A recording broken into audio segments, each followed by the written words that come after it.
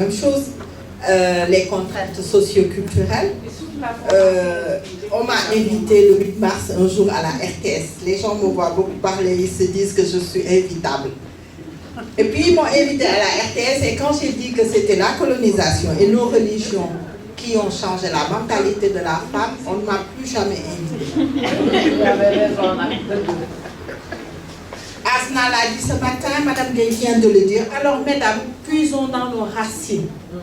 Allons trouver dans les racines de nos grands-mères, elle a parlé de son grand-père tout à l'heure, dans notre société traditionnelle, la force qu'il nous faut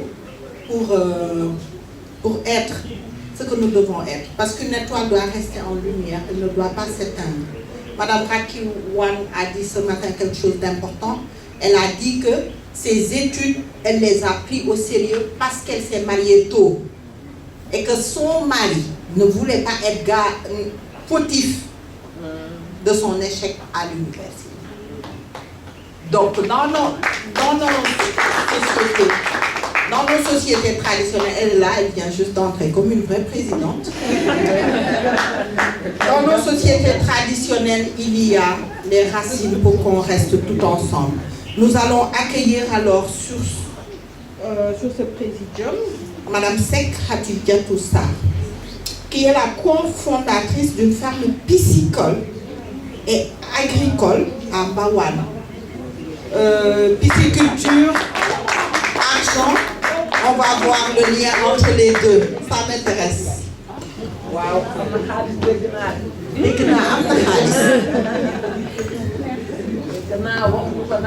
Bonjour à toute l'assistance.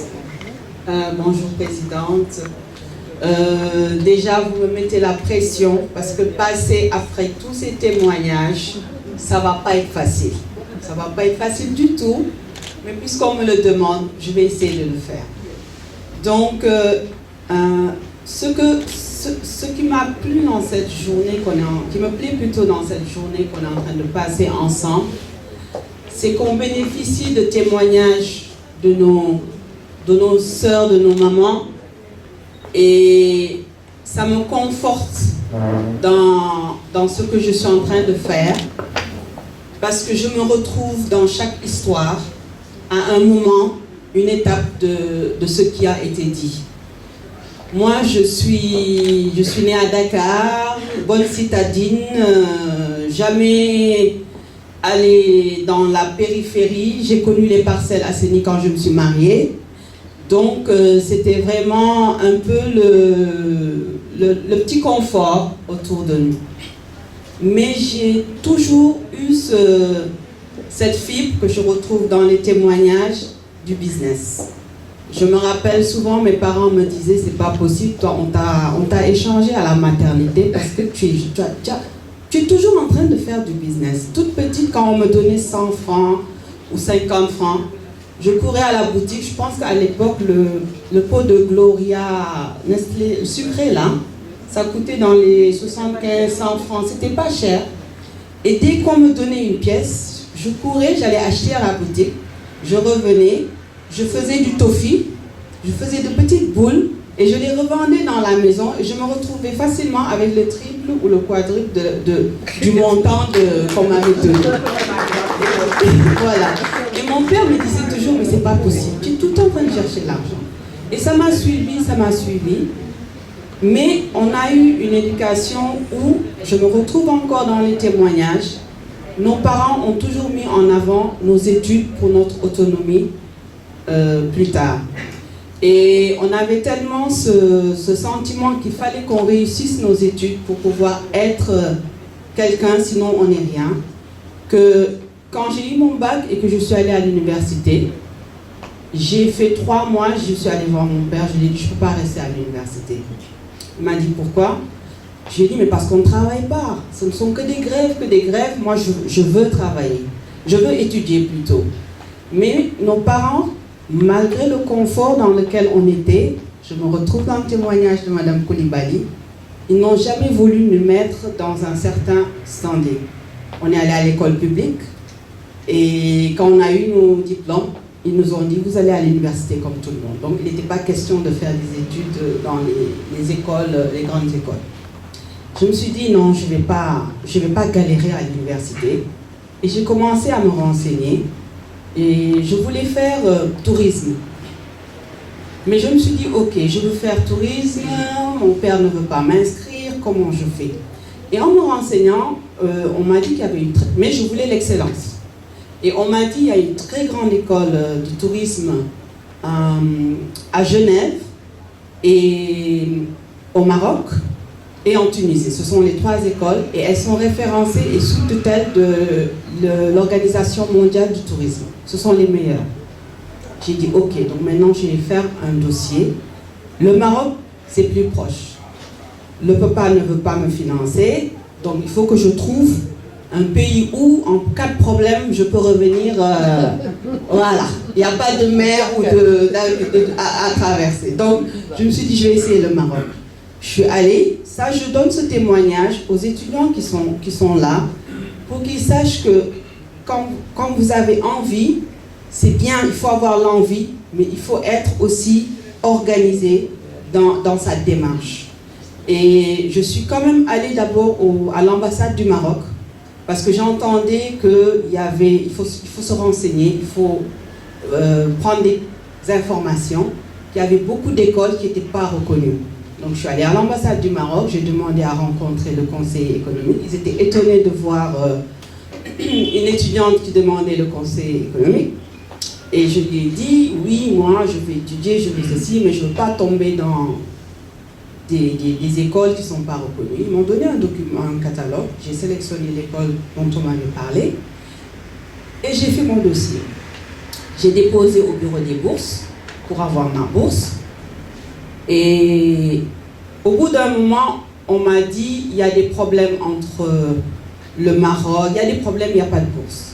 Et c'est à ce moment-là seulement que je suis allée voir mes parents et que je leur ai dit, parce que je savais qu'ils connaissaient le directeur du bureau des bourses, mais je ne voulais pas qu'il y ait ce lobbying-là. Et c'est à ce moment que je suis allée le voir pour lui dire, écoute, j'ai déposé mon dossier, voilà la démarche que j'ai faite, voilà, mais il semble qu'il y a un problème. Et c'est là où il m'a dit, ok, il a vu que j'ai été très structurée dans ma démarche, parce qu'il n'a jamais voulu que mes sœurs, grandes sœurs, grands frères, aillent à l'étranger. J'ai été la seule de la famille à être sortie pour étudier. Et quand je suis venue lui dire que j'ai déposé, et puis voilà le problème, il m'a dit, ah bon, tu as déposé? Et pourquoi tu as déposé? Et je lui ai expliqué, j'ai déposé parce que voici ce que je veux faire. Ici, il n'y a pas d'école comme ça. Je me suis renseignée. Les 4 meilleures écoles, ce sont celles-là. J'ai choisi celle-là pour telle et telle raison. Il s'est bien marré quand je lui ai dit en cas de problème, je puisse rentrer. Parce que mon grand-père était en Mauritanie. Je lui disais, j'appelle papy, il m'envoie le truc, je viens et tout. Et je suis allée à l'ambassade, j'ai vérifié. Quand il m'a écouté, il m'a dit ok. Et il a appelé le directeur du bureau des bourses qui lui a dit effectivement les dossiers pour le Maroc sont sur ma table, il y a un problème et cette année c'est pas nous qui donnons les bourses, c'est eux, on envoie tous les dossiers. Ils ont envoyé les dossiers et il se trouve que sur le quota pour tourisme, ils n'ont pris qu'un seul dossier, par chance c'était le mien. Et c'est comme ça que je me suis retrouvée au Maroc. Donc quand je suis allée au Maroc, je me suis dit aussi, j'ai un challenge à relever. Parce que je suis la première à sortir. Si je ne réussis pas, les autres n'iront pas étudier à l'étranger. Et j'ai fait mes 4 années. Et je suis sortie vice-major de ma promotion. Et quand je suis sortie vice-major, je ne savais pas que l'Institut avait un contrat avec de très grands hôtels en Tunisie, en tout cas dans les pays arabes. Et leur contrat, en tout cas leur partenariat, ils prenaient chaque année le major et le vice-major. Donc moi ça je ne le savais pas. Et donc quand je suis sortie vice-major, ils m'ont appelé à la direction générale en me disant « Tu as un contrat, il y a un hôtel 5 étoiles qui ouvre en Tunisie. Tu as un contrat, CDI, prise en charge, tout. je leur ai dit, mais moi je rentre au Sénégal. Le directeur était étonné, il me dit, comment ça vous rentrez? Je lui ai dit, non, moi j'étais venu juste pour avoir mon diplôme, mais moi je retourne travailler chez moi. Il me dit, oui, mais vous avez un travail déjà et un très grand hôtel. Il m'a expliqué la chaîne. Je lui ai dit, écoutez, je retourne travailler chez moi. Il s'est dit, elle n'a pas compris, quoi. Il appelle mon père et je lui explique et tout. Et le papa, il m'appelle. Il me dit, mais il paraît que tu as un contrat, tu dois continuer sur la Tunisie. Je lui ai dit, non, je ne continue pas sur la Tunisie, je rentre au Sénégal. Il me dit, mais tu vas faire quoi ici? Je lui ai dit, je ne sais pas, mais je rentre travailler au Sénégal. Il m'a dit, donc tu rentres. Et je suis rentrée au Sénégal. Et j'ai galéré. Et je me suis dit, à un moment donné, est-ce que je n'aurais pas dû quand même essayer et tout. Mais à chaque fois que je me disais ça, je me disais, non, non. Si tout le monde fait ça, qui va faire quelque chose ici? Voilà, qui va rester? Et ça me redonnait du courage. Et comme vous l'avez dit, j'ai déposé des CV partout, je rentrais partout, etc. Et mon père, il n'a pas levé le plus petit doigt, et je savais qu'il avait des contacts, mais il me regardait, et à chaque fois que je lui disais, j'ai déposé, c'est difficile, il me dit, ah, mais c'est toi qui as voulu rentrer, tu te débrouilles. Et j'ai fait comme ça, et au bout de 6-7 mois, j'ai eu un job et j'ai commencé à travailler. Et quand j'ai commencé à travailler, je me suis beaucoup intéressée au terroir, à tout ce qui était fait en lien avec le terroir. Et j'ai eu la chance d'avoir des mentors, parce qu'à chaque fois on m'accompagnait. Et j'ai connu Azna par hasard dans le cadre de mes activités, parce que quand j'ai bossé pour les autres, à un moment donné, je me suis dit, je ne peux pas continuer à bosser pour les autres. Ils se réalisent eux et moi, je ne me réalise pas. Et j'ai des ambitions. Je vais essayer de créer ma propre entreprise. J'ai créé une petite entreprise d'événementiel. Et c'est dans le cadre de mes activités que j'ai rencontré une dame que vous connaissez peut-être, Madame Dem Aïssatou, qui était pionnière dans la transformation des produits locaux. Kumba, je pense qu'elle est très connue. Et Free Work Service. Et moi, je l'ai connue par hasard parce que j'étais allée chez un client pour prospecter pour un autre client. Et quand j'ai eu fini mon travail, c'était à l'ITEA, quand j'ai eu fini mon rendez-vous, la personne ressource avec qui j'étais m'a dit, mais madame, j'ai envie de vous présenter à une dame qui a un projet depuis des années et qui a du mal à le lancer. Mais vous avez cet amour du terroir que vous pouvez partager avec cette dame. Je lui ai dit, ok. Il m'a mis en rapport avec Madame Dem. Et quand elle m'a expliqué ce qu'elle voulait, c'était la promotion des produits africains. Sa vision, c'était qu'il y a des produits de très bonne qualité qui sont faits sur le continent et qu'il fallait pouvoir fédérer tous ces acteurs-là autour d'un projet et valoriser ces projets à l'image de ce qui se fait à l'Europe. Nos mamans font de très beaux produits mal présentés. Nos mamans font des produits de très bonne qualité, ne savent pas le vendre. Et ce qu'elle voulait, c'était que nous, on donne cette image et ce standing qu'il faut à ces produits-là. Et ça m'a complètement... Je me suis dit, mais c'est ça qu'il me faut. Et j'ai commencé à travailler avec cette dame. Et elle a eu tellement confiance en ce que je faisais, qu'elle a quasiment pris le projet, elle m'a dit, écoute, tu pilotes. Et comme elle était en partenariat avec des programmes, l'USAID, le PNUD, je me suis retrouvée du jour au lendemain à aller à des rendez-vous pour défendre son projet.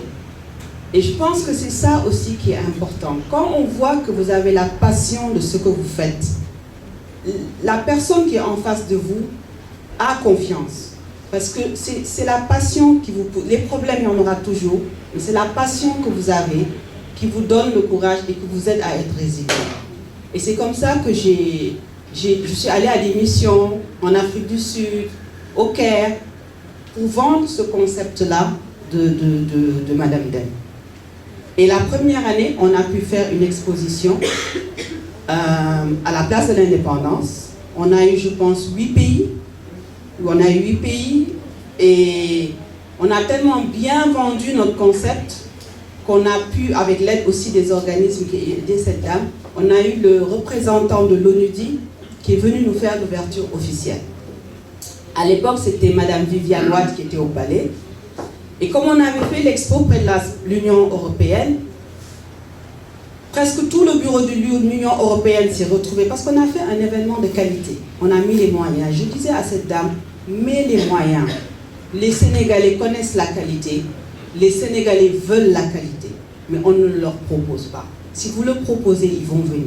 Elle a pris de son argent. Elle a quasiment financé cet événement-là. L'Union européenne, l'ONUDI, tous les organismes qui étaient dans la sphère, le jour de l'inauguration, ça devait se faire le matin jusqu'à 10h et on ouvrait à midi l'exposition. On a dû ouvrir l'exposition le lendemain. Parce que chaque autorité, quand ils avaient vent de ce qui... Ils débarquaient et on nous appelait. On nous dit, il y a tel représentant qui vient. On repoussait. Et cerise sur le gâteau, vers 13h, on nous dit, ok, il y a Viviane Wade qui débarque. Donc on a eu la première dame qui est venue sur l'événement. Et c'est comme ça que je me suis dit, il y a quelque chose à faire. Il y a quelque chose à faire. La population est prête. C'est à nous de leur proposer. Et voilà, j'ai arrêté mon activité et j'ai rejoint une autre structure qui voulait elle aussi développer le tourisme, mais à l'africaine. Je me suis associée à cette personne-là parce que je suis multitâche, j'adore les défis, les challenges. Donc d'un côté, ma fibre par rapport à ma passion sur le tourisme, je continuais à la développer en travaillant avec des personnes ressources avec lesquelles je me suis associée. Et de l'autre côté, je continuais à accompagner et à faire toutes les actions que je pouvais pour développer des produits du terroir. Et c'est comme ça que j'ai commencé à me rendre compte avec les ateliers où j'allais, en 2005-2004, qu'il y avait d'énormes problèmes au niveau des ressources halieutiques. Ça, c'est pour vous. Pour qu'on bascule sur la pisciculture. Voilà. Et à chaque atelier que je partais, j'y allais pour les produits transformés, faire le plaidoyer. Mais à chaque fois, dans les projections, je voyais cette petite niche où on disait baisse des ressources halieutiques, baisse des ressources halieutiques. Et c'était partout dans le monde. Et moi, ça m'a fait tilt dans ma tête. Je me suis dit, mais attends, baisse des ressources halieutiques, mais nous, on est grands consommateurs de poissons. Et quand je regardais l'écosystème entrepreneurial, je ne voyais rien qui était fait par rapport à ça en anticipation. Et j'ai commencé à faire des recherches en 2005, 2006. En 2010, je suis allée à l'Agence nationale d'aquaculture et je leur ai dit, voilà, moi je veux m'intégrer dans cette filière, j'y connais rien, accompagnez-moi. Et jusqu'au jour d'aujourd'hui, ils m'accompagnent.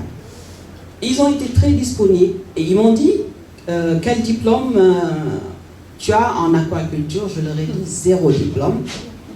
Moi, je suis dans le management et tout. Ils m'ont dit, oui, c'est très technique. Je leur ai dit, je vais apprendre. Ou si je ne peux pas apprendre, j'embaucherai la ressource qui a la compétence. Quand ils ont vu que j'étais déterminée, ils m'ont dit, ok, on va vous accompagner. Et c'est comme ça que j'ai commencé à monter mon projet, monter mon dossier. Mais à côté, je n'avais pas l'assise financière parce que l'investissement, Amna Khalis, tu me disais tout de suite, Amna Khalis, mais l'investissement de départ est très très lourd. Il est très lourd et les banques n'acceptent pas parce que c'est un secteur naissant.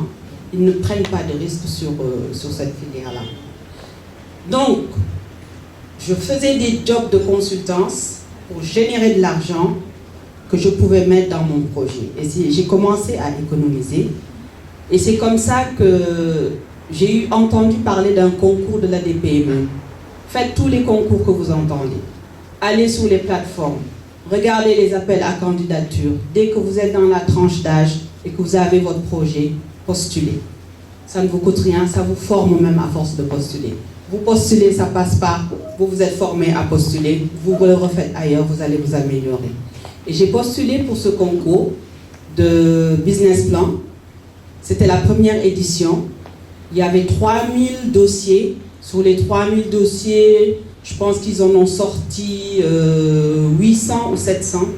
Et sur ces 700, notre projet de ferme piscicole innovante est sorti 7e, je pense. Et sur une enveloppe de 25 millions à 1 million, on a eu 21 millions de financement. Et c'est comme ça qu'on a démarré le projet de la pisciculture. Les 21 millions ne couvraient qu'une partie des infrastructures. Donc quand on a eu le financement, une subvention, on est résilient, on a dit ok, on prend les 21 millions, c'est pas rien, mais on ne peut pas partir avec. On est retourné à la DPME et on leur a dit, on est très content, vous nous avez donné 21 millions, mais avec 21 millions, on ne va pas partir. Accompagnez-nous à trouver le financement complémentaire. Ce qu'ils ont fait, ils nous ont accompagnés, ça nous a pris 1 an, on a eu le financement complémentaire, parce qu'on leur a dit, on va faire les infrastructures de base. Ils nous ont dit oui, parce qu'ils ont dit oui, vous avez vu le plus gros montant. On leur a dit oui, on a eu le plus gros montant, on est très contents. Mais c'est pour faire les infrastructures. Quand on va mettre les poissons dans les bassins, qu'est-ce qu'ils vont manger? Qui va s'en occuper et tout? Il y a d'autres ressources et tout. Et ils ont compris que c'est vrai qu'il y a une logique dans ça. Et ils nous ont accompagnés pour un financement complémentaire. Le financement complémentaire est tombé veille Covid. L'argent est là, on a signé, il faut démarrer. C'est le Covid. Qu'est-ce qu'on fait? Certains me disaient, écoute, ça ne va pas marcher, tu arrêtes et tu retournes travailler. Parce qu'à côté, il y avait beaucoup de propositions de postes que j'avais, très bien payés. Pour la pisciculture, je galérais. Mais j'ai dit non, je n'ai pas le droit d'arrêter. C'est-à-dire que tout ce que j'ai fait jusqu'ici, je l'ai entendu tout à l'heure dans les témoignages, on n'a pas le droit de s'arrêter. Et je me disais, j'ai fait des sacrifices, j'ai fait faire des sacrifices à ma famille, je n'ai pas le droit d'arrêter. Et j'ai dit non, je continue. Je continue, le Covid est là, interdiction de se déplacer entre les régions. Ma ferme est dans la région de Thiès. Moi, je suis à Dakar, c'était compliqué. Il a fallu trouver des astuces et se déplacer. Malheureusement, j'ai quasiment tout perdu parce que nous ne pouvons pas me déplacer tout le temps. Vous savez comment ça se passe quand le personnel est laissé tout seul. On a tout perdu. Et malheureusement, le financement complémentaire, c'était la banque. Faites très attention à aller vers la bonne source de financement. Je pense que Sini, on connaît un peu cette histoire parce qu'après on a fait beaucoup de formations, de renforcement de capacité. Il faut aller vers la bonne source de financement par rapport au niveau de développement de votre entreprise. Je suis allée trop tôt sur le financement en dette. Et la banque était là et vu que le terrain était en garantie, hypothèque, il devait prendre le terrain. Certains me disaient, écoute, c'est pas grave, tu leur donnes le terrain et tu vas trouver du job. J'ai dit non, il doit y avoir une solution. Et j'ai commencé à postuler sur des programmes de leadership, d'accompagnement, en financement. Et j'ai postulé sur un programme de l'AFD, le SIBC, c'était l'édition 2021. Mon dossier a été retenu. J'ai eu un accompagnement pendant 6 mois. Et ils nous ont amenés à Marseille pour justement nous mettre en face d'investisseurs pour nos projets. Je n'ai eu que 2 rendez-vous. Les autres entreprises qui étaient avec moi, on avait 4, 5. Moi, j'en ai eu que 2. Je me suis dit, waouh, 2 entreprises, ça va être difficile. Sur les 2 entreprises, j'ai fait un rendez-vous, l'autre a eu un contretemps. Et le rendez-vous que j'ai fait avec l'entreprise, quand on m'a dit, voici l'investisseur qui veut faire le call avec vous, quand je regarde leurs critères de financement, eux, ils sont à chiffre d'affaires minimum 50 millions. Alors que moi, ça faisait 1 an, j'avais tout perdu. J'entretenais juste un personnel et un petit... les exploitations. Je me dis, moi j'ai zéro quoi, je fais quoi? Après je me suis dit, ben écoute, peut-être qu'il n'a pas vu ça, je fais mon rendez-vous. Et quand j'ai eu mon call avec l'investisseur, dès qu'il a commencé à développer, voilà les perspectives, j'ai dit, ok, donc moi j'ai un projet de ferme piscicole, je suis à 0 chiffre d'affaires. Et le monsieur, je vois sur la capacité en ligne, je vois comment il me regarde comme ça. Je lui dis, j'ai 0 chiffre d'affaires au jour d'aujourd'hui, mais je peux faire 150 à 170 millions l'année si on fait déjà des premiers aménagements. Et je vais vous expliquer pourquoi j'ai 0 chiffre d'affaires. Et j'ai fait mon pitch en 3 minutes, on a échangé et puis c'est passé. Après, moi j'ai dû sortir, les autres continuaient leur meeting. Et à la fin de l'événement, une semaine après, je reçois un mail et on me dit, ok, l'investisseur veut poursuivre avec vous, votre projet l'intéresse. Et ça, je vous le témoigne, je reviens sur un témoignage de Madame Koulibaly, je pense, dites la vérité, toujours, et croyez en vous. Bon, il a cru en moi, mais ils ont leur argent aussi, ils sécurisent leurs investissements. On a mis 1 an et demi à retravailler notre business plan pour qu'ils puissent le caler et qu'on ait un financement. 1 an et demi où j'ai dû personnellement vendre des bijoux, faire des jobs, je vous épargne les détails, pour pouvoir tenir le temps qu'on puisse finir ce travail-là. Et je l'ai fait. Et grâce à Dieu, c'est en 2023 que mon financement, que eux, ils ont réinjecté ce qu'il fallait pour remettre à niveau la structure et redémarrer l'entreprise. Quand je faisais ça, j'ai continué à aller vers les autres. Et j'ai vu qu'il y a énormément de femmes qui sont dans ce secteur-là et qui ne sont pas considérées. Et ça me faisait mal au cœur. Et je me suis dit, il faut que je m'implique. Et quand j'ai su qu'il y avait une association qui allait être mise en place pour regrouper les acteurs, je suis allée à l'Assemblée et j'ai été membre de cette association-là, en qualité de secrétaire général, pour défendre les intérêts des acteurs. Aujourd'hui, je suis la présidente de cette association nationale des acteurs de la filière aquacole. On est présent dans les 14 régions du Sénégal. On est membre du conseil de surveillance de l'Agence nationale d'aquaculture, qui est la tutelle du secteur. Et on représente les acteurs au niveau du conseil du ministère pour le code de l'aquaculture. Je vais me résumer à ça. J'ai un peu expliqué les problèmes, j'ai fait des corrélations avec les vécus que vous avez eus pour dire que quand on croit en quelque chose, ce sont les difficultés qui nous performent. Mais les difficultés nous performent si on accepte d'être résilient. Et je pense que la sororité entre dames, c'est quelque chose de très important. J'ai eu la chance dans mon parcours, à chaque fois, de rencontrer des dames. Là, je l'ai rencontrée par hasard dans un événement. J'étais assise à côté d'elle. Elle a fait une intervention tellement pertinente. Je l'ai félicitée. Elle m'a demandé qu'est-ce que je faisais. Dès que je lui ai expliqué, elle ne m'a plus lâché. À chaque fois, elle me demande où est-ce que j'en suis. Azna, même chose. Je l'ai connue dans le cadre de mon travail avec Madame Dem. Elle a toujours continué à m'accompagner. Et il y a beaucoup d'autres dames comme ça qui m'accompagnent. On est solidaires, et quand on est solidaire, on avance ensemble. Et surtout, ça je tiens à le dire, je pense que seule la femme entrepreneur a le sens du développement durable.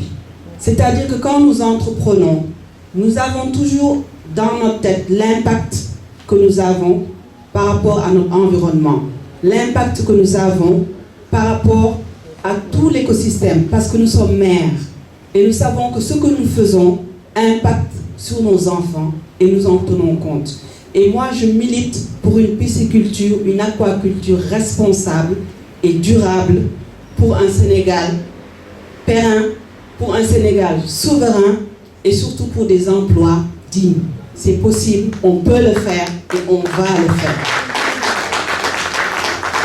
Voilà, je m'arrête là et j'invite toutes mes sœurs à s'intéresser à l'aquaculture. Mesdames, Khalis Amna, te mën nañ ko lijjanti. Li ma bëgg mooy qu'on ne se laisse pas. Les messieurs sont là, je suis rien contre vous, mais ils s'approprient tout. Dès qu'il y a des opportunités, ils sont là. Venez, ne laissez pas les hommes s'approprier ce secteur-là. On est ensemble, on peut le faire. Voilà, merci. Je ne voulais pas dire ça. Ne vous inquiétez pas, je vais vous défendre. Mais derrière toute grande dame, il y a un grand homme. Voilà. Merci beaucoup. Merci à vous.